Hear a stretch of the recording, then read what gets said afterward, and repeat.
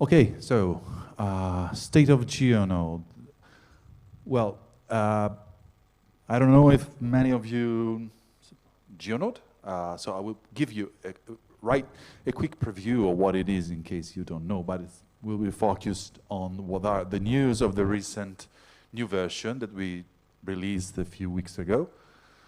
So we are GeoSolutions. We are core committers and maintainers of GeoNode, GeoServer, and MapStore. And we provide support services on these technologies. Okay, so what's GeoNode?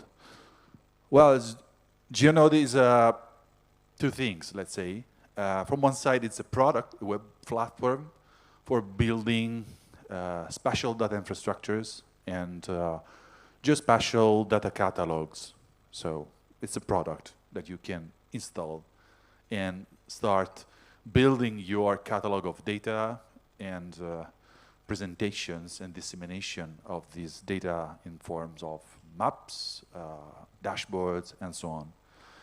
At the same time, GeoNode is a framework for building spatial data infrastructures. So it can be used as a product with its client framework and all its backend services, or you can use it, split it in its own services and build your own applications, bespoke application on top of it. And this is by design. So, and this is more and more like this. I mean, in the recent versions, we spent a lot of time designing these capabilities. So, you can create thematic maps, dashboards, geostories, and expose all this data and its metadata, because it's also a metadata catalog with ISO compliant metadata, Dublin core metadata, and expose them through its own APIs and through standard OGC services like CSW for metadata, WMS, WFS, WCS, and so on. So you bring in everything, you build even simple dataset catalogs or more complex visualization on top of them, and then distribute these visualizations and services. So basically, you take your local files, spatial files, documents like media files, PDF, and you can also integrate remote services like existing WMS services, ArcGIS, REST services, and so on. And create your catalog as data sets and documents. These are the two kind of resources. And then from these resources, you build maps, geostories, dashboards, or what we say GeoApps. GeoApps is an abstract model in GeoNode for building and implementing your own kind of applications supported with the same services that support the other applications. So all the permission systems, metadata systems, and so on. And after, in the end, you get out of your GeoNode with OGC services, REST APIs, or HTML viewers and embedded viewers that you can embed in your website, external pages, and so on. So GeoNode is a composition of services. The core application is a Python application built in with Django framework and other things. And it uses GeoServer, PostgreSQL, PostGIS, and PyCSW as external services, and more others. When you deploy an entire GeoNode stack, we also include Memcache, RabbitMQ for their synchronous systems, and so on. So it's quite a complex stack. But basically, yeah, the web platform, the core that where the application is built is this one, but then the services are directly also available from GeoServer and PyCSW. So it's an open source project. we as GeoSolutions are the maintainers, main maintainers now, committers, but we have also contributions from, for example, the Tunen Institute and the other developers. There's the community, we have a steering committee, and so the community is quite active and more active. There has been a cold time in the past years, but now we are bringing it on again, and I'm really happy for that. And this is an opportunity for FOSS4G to meet each other. Now we are at version 4.1.0. It was released a few weeks ago. The first version of GeoNode 4, which was a big refactoring of GeoNode, where we completely rewrote some services, the REST API, and the front-end application. It was done in August, so it was for the FOSS4G past year in Florence. We presented the new version. Now we are 4.1.0, and this presentation is focused on what we did in this year. Okay. You can play with the demo instances. They are open. You can register, create your accounts, and test all the features, except the administration features, of course. And we have a development version, which is following the master branch of and a stable version, which is one-to-one with the stable release. So feel free to go online and test it. So GeoNode 4.1.0. First thing, we completely rewrote the importer, which is the service behind the upload system and the harvesting system. It was completely rewritten because the previous version was using was a mix of a GeoNode part and the GeoNode importer extension, which was quite complex to be kept synchronized because there were two asynchronous systems. And also we had a dependency on GeoServer extensions that didn't allow to easily customize something or extend it. So, and moreover, we wanted the data, for vector data in particular, that we brought into GeoNode to be more under control of GeoNode rather than GeoServer. So the previous versions, you gave the data, let's say, to GeoServer, and GeoServer made everything, imported, create the DB tables, and do everything. Now, things have reversed. Now, GeoNode takes control of the import procedure with its own asynchronous service. And so it does the ingestion into the DB table, make processing, pre-processing, optimizations, validation, and so on. So everything is done in the GeoNode code. And in the end, it tells GeoServer that this layer exists and creates all what is needed in GeoServer for the cartographic services. And we have a new orchestrator of this complex flow that takes control of it in a transactional way of all the things. So we have full control in case of errors or whatever. We are able to roll back and to avoid any inconsistency or partial uploads. Another goal of the new importer was to make it pluggable and customizable. So now we have pluggable system. Every format has its own module. And you can integrate your own modules or replace the core modules with your own so that you can implement your own upload service. I mean, on top of the upload, well, the upload service is one, but you can implement your own logic specific for one or more formats if you have custom formats. An example comes from the Tunen Institute, which wanted to use the tabular data JSON specification for the import of CSV files. And they just created a tiny module in Python. And yeah, without touching the core, now they have this new format for them. And they will release it. Now we have also multi-layer formats that wasn't available before. So now we are able to also upload GeoPackages containing multiple vector layers, for the moment only vectors. But we also have, not released yet, but we have an example of an OSM PBF upload. So you can upload just the PBF with all the nodes and the edges from OpenStreetMap, and we can create all the, split the layers according to the tagging in OSM.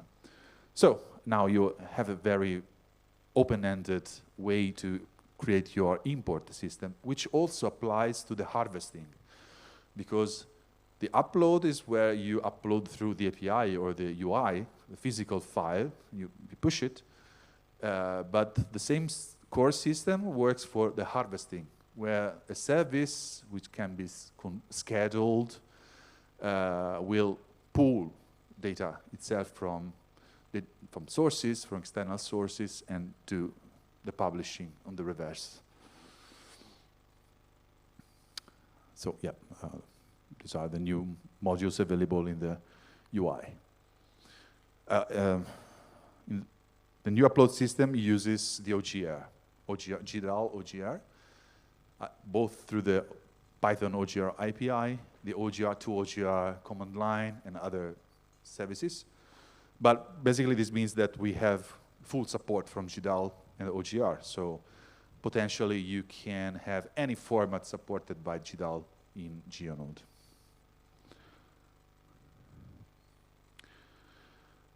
Okay, another topic is the new filters in the filters panel. We didn't port the Thesaurus filters from GeoNode 3. This was GeoNode 3. It was requested by several customers that use Thesaurus a lot. Thesaurus is an important concept in metadata, in Inspire metadata in particular, to define well-defined concepts to be attached to your resources. And so now we have brought Thesaurus back in GeoNode, and you are able to make faceted filtering on the keywords for each Thesaurus. Thesaurus can be uploaded through the Django administration, so you can take RDF files, which is a standard format to define Thesaurus. You just upload the file through the Django admin, which is a back office for GeoNode, and those Thesaurus will be exploded into the keywords and so on, and they are available to be used inside the metadata system. Now we also have brought back date filters, so we have expanded the filters in GeoNode a lot. We are going to make other improvements to the filtering system, both to also to the spatial filter that is already there, but I mean can be improved. But another important thing that we are working onto is improving the performance of filters, because they are a bit weak when we have very large numbers of resources, owners, categories, and so on. At the moment, it's not very well optimized. The implementation was a bit naive, let's say, in some parts. So we are restructuring it right these days. So the next version, which will arrive sooner than the current one, version 4.2.0, will be dedicated mostly to the optimization of filters, all the filters, and also introducing proper faceting. Because at the moment, the filter system in GeoNode is a bit different from what we usually have from faceting filters. It works, let's say, in OR. So when you select a category and you select a region, let's say, it will ask for all the resources that are either in the region or has a category, which often brings to rogue matches, so empty results. Usually we work in AND filtering, like Secan does, CJ Network, the others. So when you click a filters, all the filters will be updated. The counts also will be updated to only make available resources and other filters, values that are compatible with the filter that you set before. So it's working in AND. And this is quite a big work, reworking of the filtering system, but yeah, we are almost there. Another big change was time series.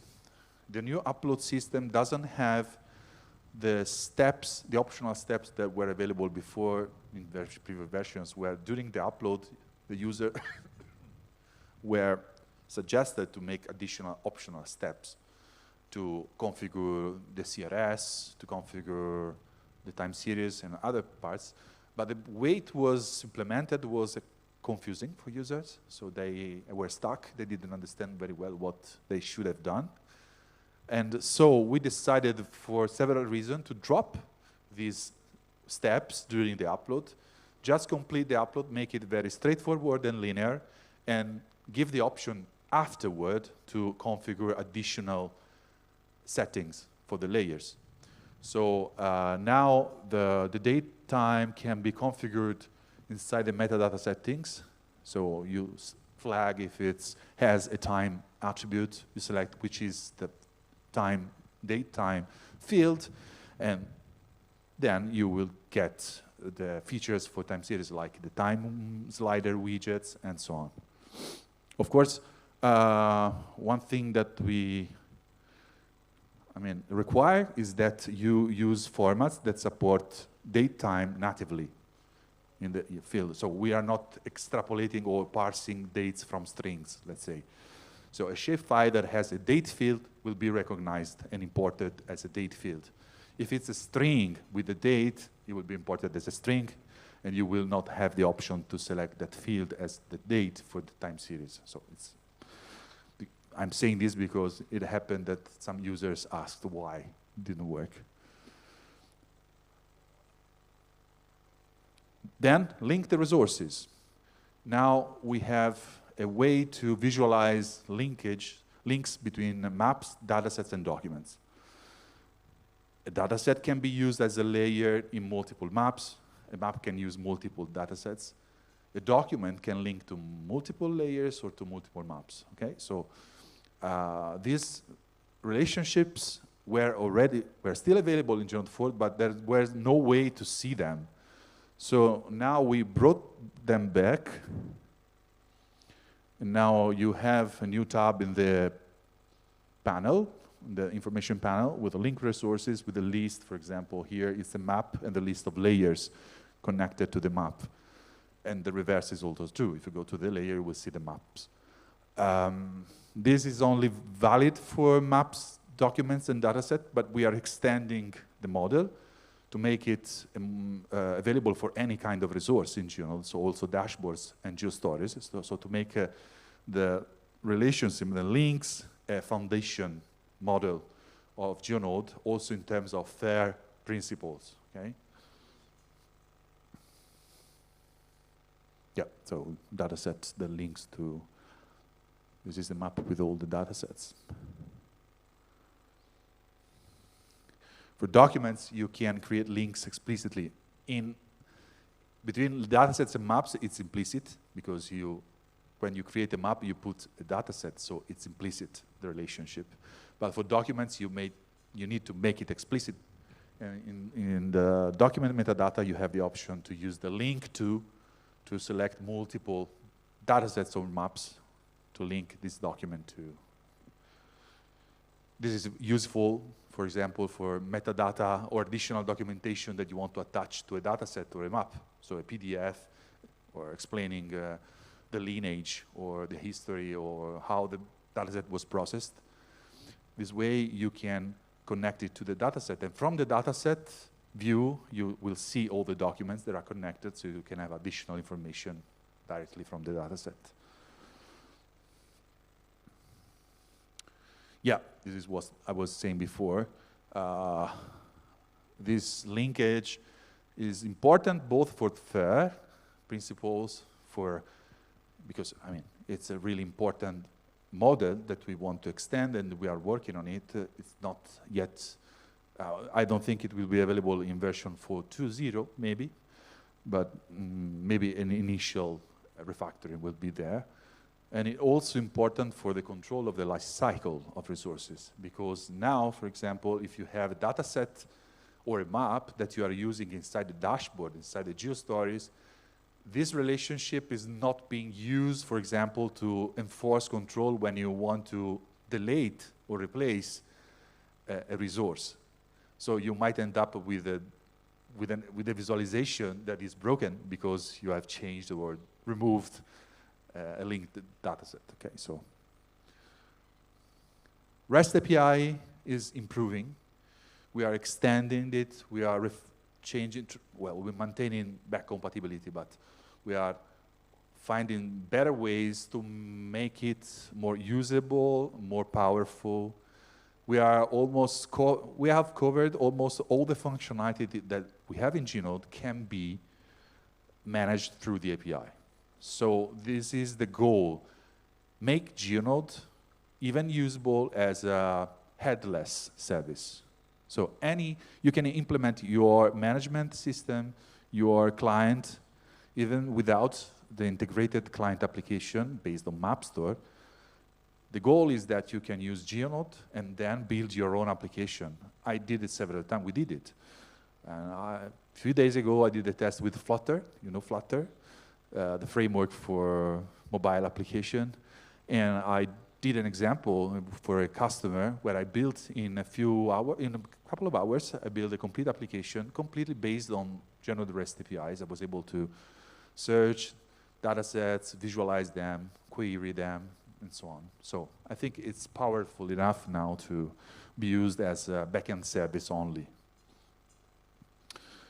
You can also, and we will extend it, the ability to integrate your own metadata and your own models to extend the API with your custom modules. So if you have your custom module, or you want to extend the information attached to the resources, you can do it without having to implement yourself the API.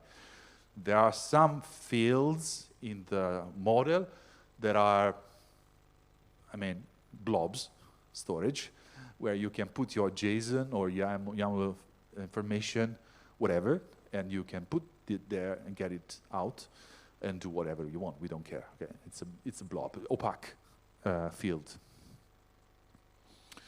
And now we can also, through the API, create remote documents, meaning that you can create a catalog of documents that reference external documents instead of having to upload documents to the catalog. This is also true for datasets. You can use remote services. So in theory, you can have now a GeoNode catalog containing only remote resources. So not data that you upload to GeoNode, but just as a catalog of your services, whatever they are, okay? Other websites. And so we upgraded the reference version of GeoServer to GeoServer 2.23.0, and it works very well. We also make some fixes to the backup and restore system in GeoServer to make it more robust and integrated with GeoNode. So now the backup and the restore, I didn't mention here, but it was a big work that we did also to make it more robust and updated. So now you have a full backup and full restore system for a complete GeoNode stack of services, where, for example, we use it to synchronize staging and production environments. It's very straightforward to use. It's just a command, backup, restore. And also, the new version of GeoServer has granular control over WPS processes.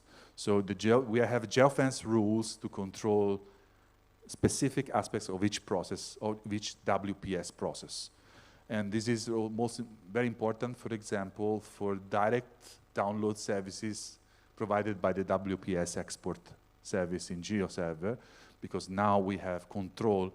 The permissions to use this WPS export system is aligned to the permissions that you set in GeoNode for users. Okay, we also upgraded MapStore. I'm ending the time, but I'm in time. A big upgrade of MapStore. We are still late, although MapStore is our own framework. We use also in other products.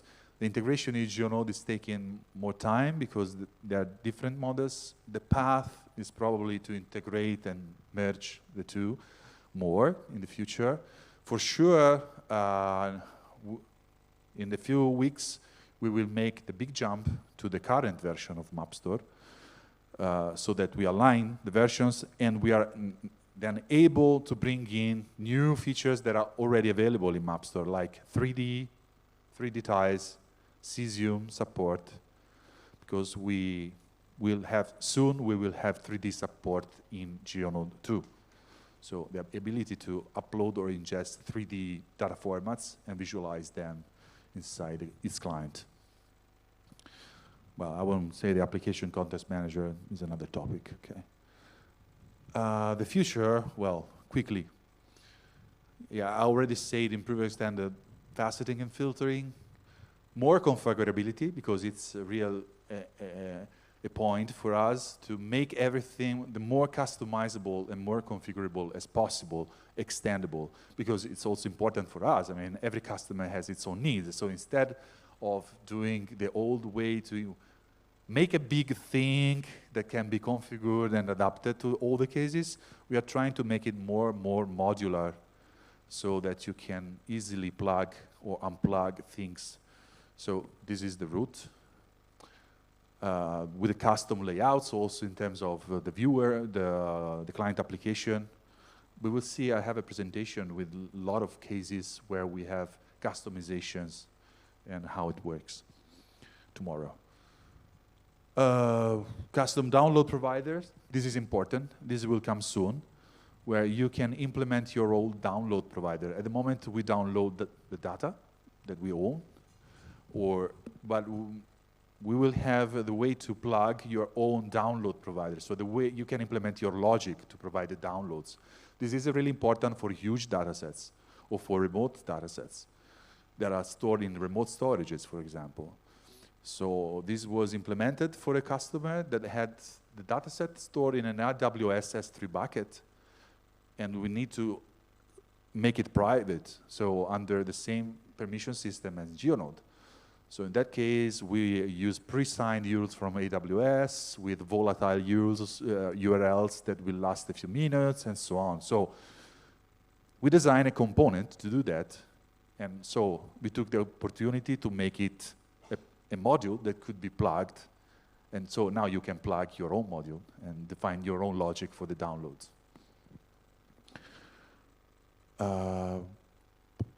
We are extending also the integration with the OEDC social account.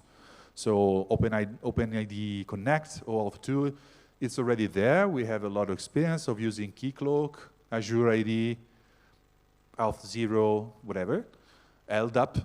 But now we extended it to make it easier to also not only authenticate users, but also to parse claims and roles and to map them to roles and groups in GeoNode. So we take more information from the JWT token and the authentication provider to configure these accounts in GeoNode.